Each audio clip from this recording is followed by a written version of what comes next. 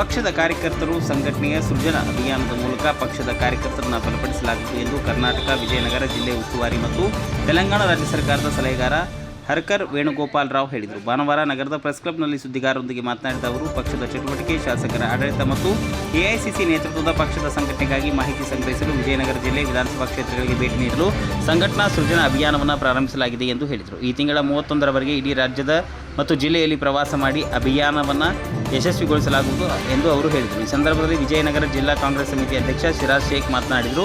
ಶಾಸಕ ಗವಿಯಪ್ಪ, ಬ್ಲಾಕ್ ಕಾಂಗ್ರೆಸ್ನ ಅಧ್ಯಕ್ಷ ರವಿಕುಮಾರ್, ಕಮಲಾಪುರ ಬ್ಲಾಕ್ ಅಧ್ಯಕ್ಷ ಅಲ್ಲಾ ಬಕ್ಷಿ ಮತ್ತು ಇತರರು ಕಾರ್ಯಕ್ರಮದಲ್ಲಿ ಭಾಗವಹಿಸಿದರು. ಪಿ ಶ್ರೀನಿವಾಸ್, ವಿಜಯನಗರ ಜಿಲ್ಲೆ.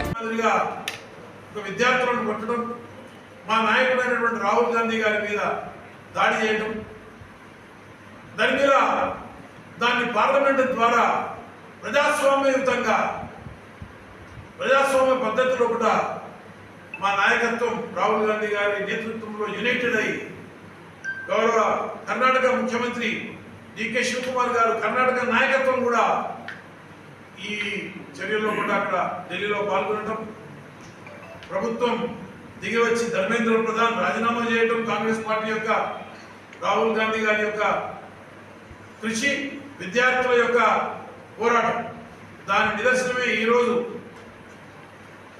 ధర్మేంద్ర ప్రధాన్ రాజీనామా.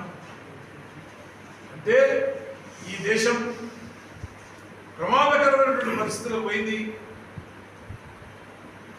మేము ఈ విధ్వంసాన్ని ఆపడానికి సమాజంలో కూడా ఉండేటువంటి అన్ని వర్గాలను కలుపుకొని, సమాజంలో కూడా ఉండేటువంటి సొసైటీలో ఉండేటువంటి అందరినీ కూడా కలుపుకొని వెళ్ళి ఈ పోరాటం రేపు రాబోయే కాలంలో కూడా ఇంకా అనేక అంశాలు ఉన్నాయి. ఇంకా నేను రోజు స్థానికంగా రోజు మాట్లాడుతూ ఉంటాను, కానీ ఈరోజు ఆ రాజకీయపరమైనటువంటి అంశాల జోలికి ఎక్కువ పోకుండా 2 విషయాలు మాత్రమే టచ్ చేసినాను. మెయిన్ ఫోకస్ నాది వచ్చి సంఘటన సృజన్ అభియాన్.